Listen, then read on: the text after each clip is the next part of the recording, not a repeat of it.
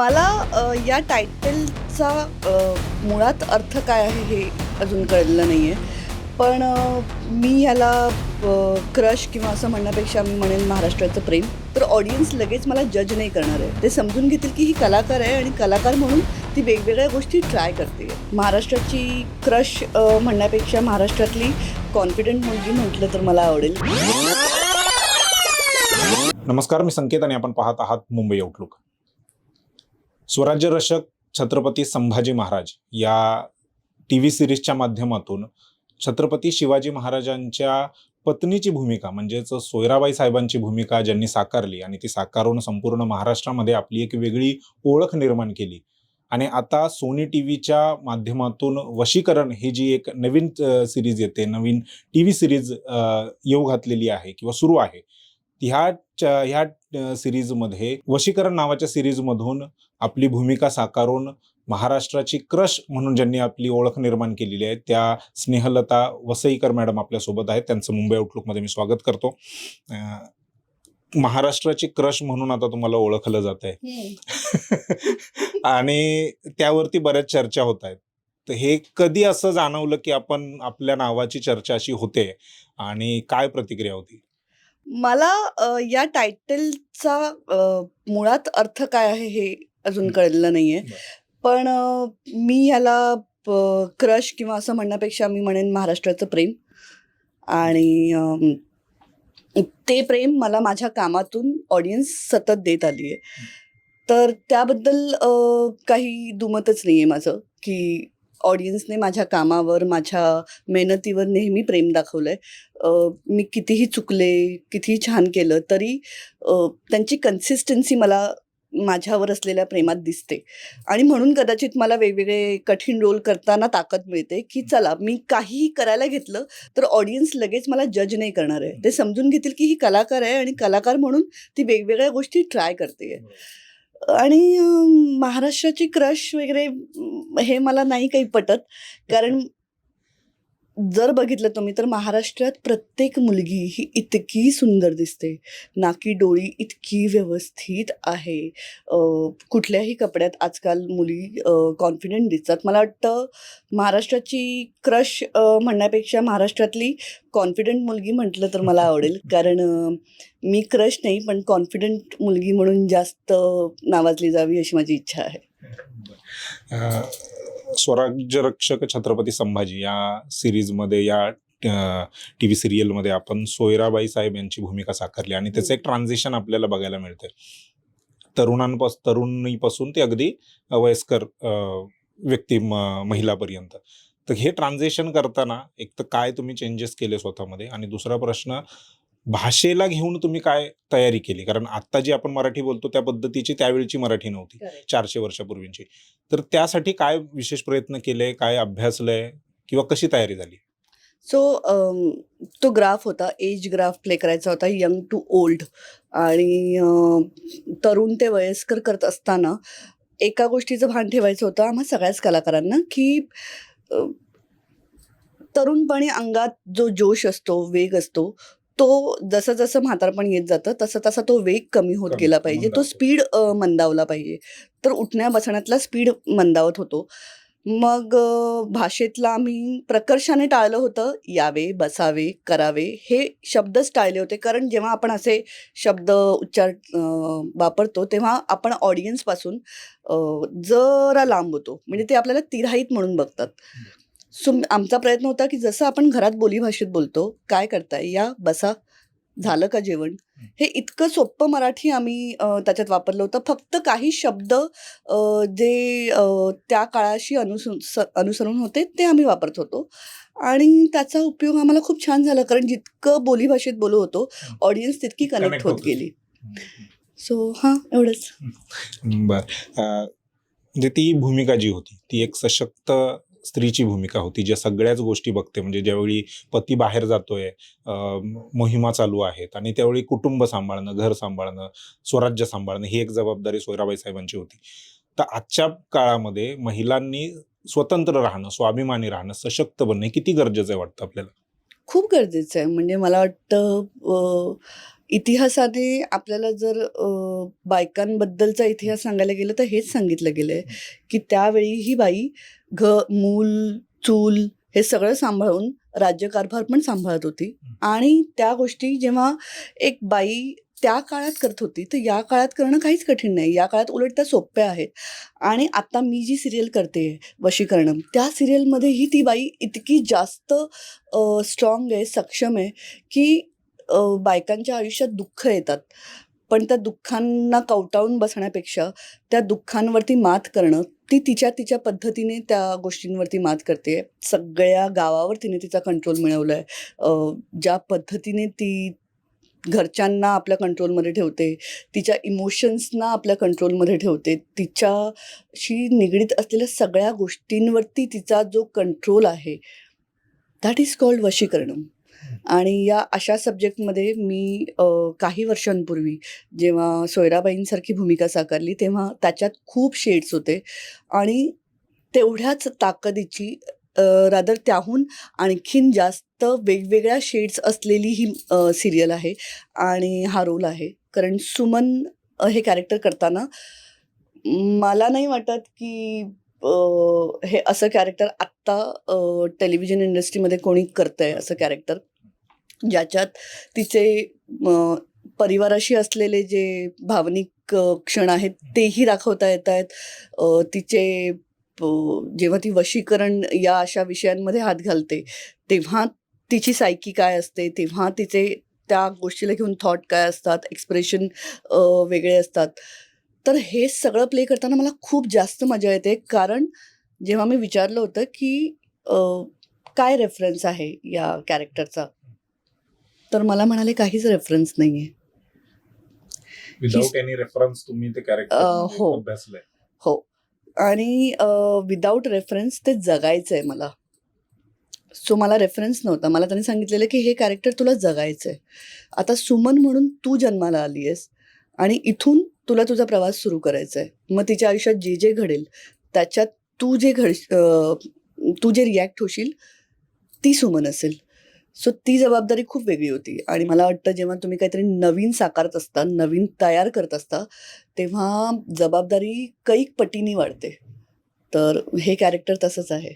बरोबर. ही एक आणखीन एक जबाबदारी अशी आहे, तुम्हाला जरी त्या कॅरेक्टरचा किंवा त्या भूमिकेचे एकंदरीत रेफरन्स नव्हता, तरी येणाऱ्या नंतर अशीच काही सिरीज निघाली, फिल्म निघाली, तर तुमचा रोल हा रेफरन्स म्हणून वापरला जाईल, ही देखील जबाबदारी. हो, हो, हो. ही जबाबदारी मी कायम ठेवते. कारण मला वाटतं सोयराबाईंसारखी भूमिका केल्यानंतर जेव्हा हिस्टॉरिकल सब्जेक्ट यायचे, तेव्हा मला खूप आनंद व्हायचा की त्यांना सांगितलं जायचं की सोयराबाईंचे मॅनरिझम बघा कसे होते. तो जो आब राखला जायचा, तो आब तुमच्या बरोबर. वागण्यात आला पाहिजे. किंवा आता जेव्हा मी सुमन प्ले करते, तेव्हा सुमन ज्या पद्धतीने लोकांशी बोलते किंवा नऊवारीत ज्या पद्धतीने वावरते, चालते, बघते, तो रेफरन्स दिला जातो. मला हे छान वाटतं. आणि ऑफकोर्स मला फॉलोवर असण्यापेक्षा मला काहीतरी क्रिएट करायला नेहमीच आवडतं. ते असं नाही की मला फॉलो करायला आवडत नाही, पण मी जेवढ्या चांगल्या गोष्टी असतात त्या नक्कीच फॉलो करते. पण त्याच्यातून त्याला कॉपी करण्यापेक्षा मी काहीतरी वेगळं क्रिएट करणं पसंत करते. बरं. तीनही प्रकारच्या माध्यमांमध्ये तुम्ही काम केले, म्हणजे चित्रपट असेल, मालिका असेल, रियालिटी शोमध्ये तुम्ही पार्टिसिपेट झाला होतात. तुम्हाला स्वतःला कोणत्या माध्यमामध्ये काम करणं जास्त समाधानकारक वाटतं? मला ना कॅमेऱ्यासमोर असणं जास्त समाधानकारक वाटतं. मग ते माध्यम कुठलंही असू दे. कारण शेवटी कुठेही गेलं तरी मला माझं टॅलेंटच दाखवायचं आहे. सो हे जे टॅलेंट दाखवणं आणि त्या क्षणी ते कॅरेक्टर जगणं जे आहे ना, ते जगणं मला खूप आवडतं. बिग बॉस मराठी म्हणजे बिग बॉसमध्ये तुम्ही गेलात आणि त्यानंतर त्याचा असा काय वैयक्तिक आयुष्यावर प्रभाव पडला, चांगला वाईट जे काय आहे ते? हो, हो, पडतो ना. त्या शोमध्ये गेल्यानंतर मी खूप टीका सहन केली की अरे, ही भांडत नाहीये, ही काहीतरी लपवून वागतेय, ही खोटी गोड वागतेय. तर खोटं नाही वागता येत त्या घरात. आणि मला हे कळलं की मला बाहेरून जेव्हा मला असं वाटत होतं की मी खूप भांडखोर आहे किंवा मी पटकन समोरच्याला उत्तर देते, तापट आहे. तर तसं नव्हतं. मला कळलं की मी फक्त खऱ्या गोष्टींना रिॲक्ट होऊ शकते. मी खोट्या गोष्टींवर रिॲक्टच होऊ शकत नाही. त्यामुळे त्या घरात मला खोट्या गोष्टींवरती रिॲक्टच होता येत नव्हतं. कारण आफ्टर ऑल ती जी भांडणं असतात ती कॅमेऱ्यासाठीच असतात. ती समोरच घडत असतात. आणि मला असं होतं की ही गोष्ट जर सॉल्व्ह होऊ शकते तर याच्यावर मी भांडू कशाला? माझा हा अप्रोच होता. पण प्रत्येक अनुभव हा तुम्हाला काहीतरी जीवनात देऊन जातो. तर मला वाटतं मी माणूस म्हणून त्या शोनंतर अजून जास्त समृद्ध झाले. मला कळलं की कुठल्या गोष्टीत आपल्याला त्रास करून घ्यायचा आणि कुठल्या गोष्टीत करून घ्यायचा नाही. Maybe after Bigg Boss मी जास्त ओपन माइंडेड झाले. गोष्टी मला स्पष्ट दिसतात आता, की जर नाही तर ते नाहीच असतं आणि हो तर होच असं. काळं गोरं मला आता हा फरक करता येतो. मुंबईचं जे काही जीवन आहे म्हणजे धावपळीचं आहे, धकाधकीचं आहे, ट्रॅफिक आहे, बरेच सगळ्या गोष्टी आहेत.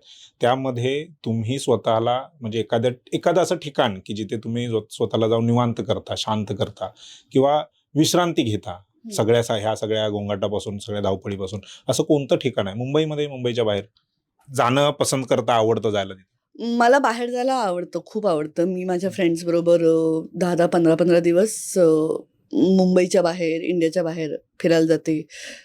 मला जागेपेक्षा जास्त मला माझी माणसं आवडतात. सो माझी माणसं माझ्याबरोबर जिथे-जिथे असतील, मग ती जागा कुठलीही असेल, मग ते माझं घर असेल, नाहीतर माझा सेट असेल, नाहीतर मुंबईच्या बाहेर, इंडियाच्या बाहेर असेल. पण जिथे माझ्याबरोबर माझी माणसं आहेत ना, ती जागा मला खूप आवडते. एक रॅपिड टाईप जे असतात, रॅपिड फायर जे काही प्रश्न आहेत तशा पद्धतीचा मी प्रयत्न करतो, पहिल्यांदाच करतोय. वेस्टर्न लुक की पारंपरिक, म्हणजे नऊवारी साडी? दोन्ही. दोन्ही. तेवढाच कॉन्फिडन्स? तेवढाच कॉन्फिडन्स. बरं. दुसरा प्रश्न असा की म्हणजे कोणता पदार्थ असं आहे की जे तुम्हाला आवडतं? मग ते मराठी असेल, महाराष्ट्रातलं असेल किंवा बाहेर, महाराष्ट्राच्या बाहेरचं किंवा अगदी देशाच्या बाहेरचं? उकडीचे मोदक, निर्विवाद. All time? All time. मला दिवसभर तुम्ही उकडीचे मोदक खायला दिले तरी मी खाईन. उकडीचे मोदक आणि तूप. मला तूप प्यायला खूप आवडतं. डान्स की अभिनय?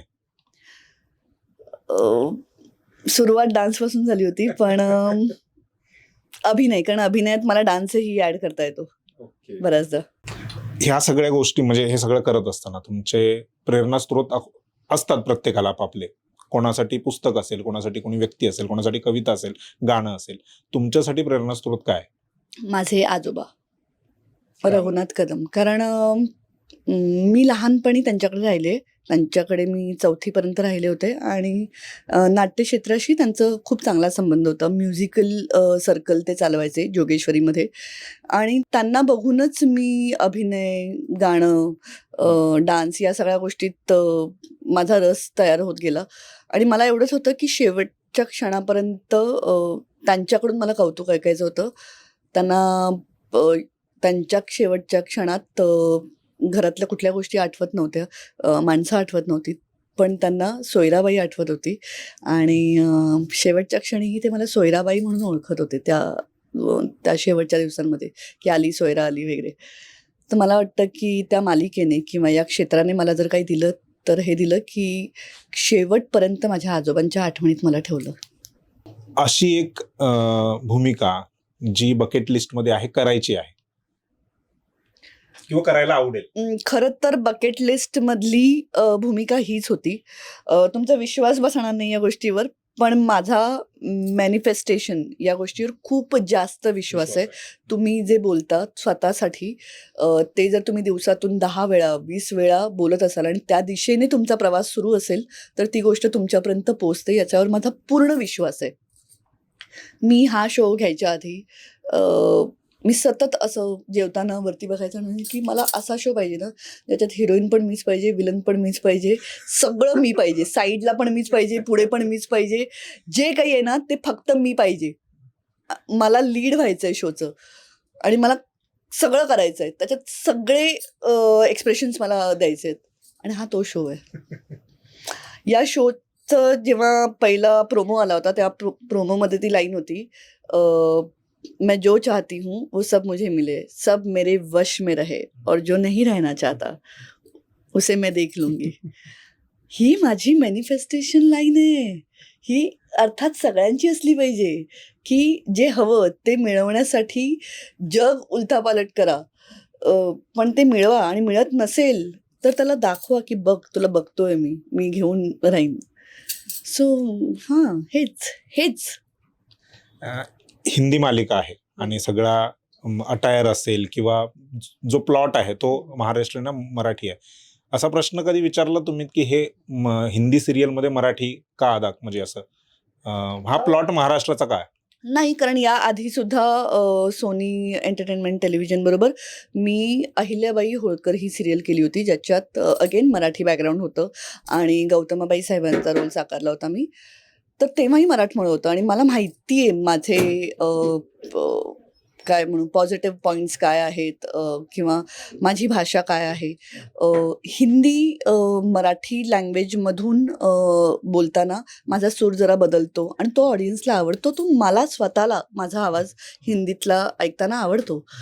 तर असा रोल जेव्हा करायला मिळतो ना, तेव्हा असं वाटतं की चला आपण आपली जमेची बाजू घेऊन ऑडियन्ससमोर येतोय, तेही हिंदीतून. तर मग याहून आणखीन छान काय असेल? आणि प्रेक्षक वर्ग देखील तो मोठा मिळतो म्हणजे हिंदीचा हो, असल्यामुळे. हिंदीही मिळतो आणि जो मराठी लॉयल ऑडियन्स आहे, तोही याच्याशी कनेक्ट होतो. तर ऑफकोर्स तो एकत्रित बघायला गेलं तर आणखीन जास्त मोठा ऑडियन्स मिळतो. तर ती मजा आहेच. ज्या 3 माध्यमांचा मी उल्लेख केला, त्यामधून काम करत असताना प्रेक्षकांची किंवा चाहत्यांची, प्रेक्षकांची म्हणण्यापेक्षा चाहत्यांची अशी कोणती एक दाद जी तुम्हाला म्हणजे अजूनपर्यंत लक्षात आहे, जी अशी दाद कोणीच दिली नसेल? अ, मी आहे ना, मी कौतुकं लक्षात नाही ठेवत फार. पण मी कोणी टीका केली असेल ना, तर मी ती टीका लक्षात ठेवते इम्प्रूव्हमेंटसाठी. तर कौतुकांमध्ये एक आली होती अशी कमेंट, की ही मराठीतली अशी पहिली अभिनेत्री बघतोय जिला म्हातारा दिसायला मेकअप करावा लागतो आणि लोकांना खरंच वाटतं की ती म्हातारी आहे. सो मला टीका करताना लोक बऱ्याचदा तू किती वयस्कर आहेस, म्हातारी आहे आणि तरुण दिसायचा प्रयत्न करते. मला छान वाटते ती कमेंट, कारण त्यांना माहीतच नाहीये मी खरी कशी आहे. आणि मला असं वाटतं की मी जे रोल करते ना ते त्यांच्या मनावर इतके प्रभाव केलाय त्यांच्या मनावर, की त्यांना मी ती वाटतेय. म्हणजे मी एक अभिनेत्री म्हणून जिंकलेली आहे. तर मला कोणी वाईट बोललं, कोणी चांगलं बोललं, मला काही नाही वाटत. ज्यावेळी मला स्वतःला वाटेल ना जे ते बोलतायत, तेव्हा फरक पडेल. तोपर्यंत नाही. मला म्हणजे आता जे तुम्ही सांगितलं तुमच्या आजोबांबद्दल, मला असं वाटतं की ती मोठी दाद असू शकते की आजोबा शेवटपर्यंत तुम्हाला त्या भूमिकेमध्येच आणि तीच आठवण करत होते. धन्यवाद मॅडम, तुम्ही मुंबई आउटलुकशी बोललात, चर्चा केलीत आणि ह्या विशेष करून ह्या सिरियलबद्दल तुम्ही बोललात. धन्यवाद. Thank you sir.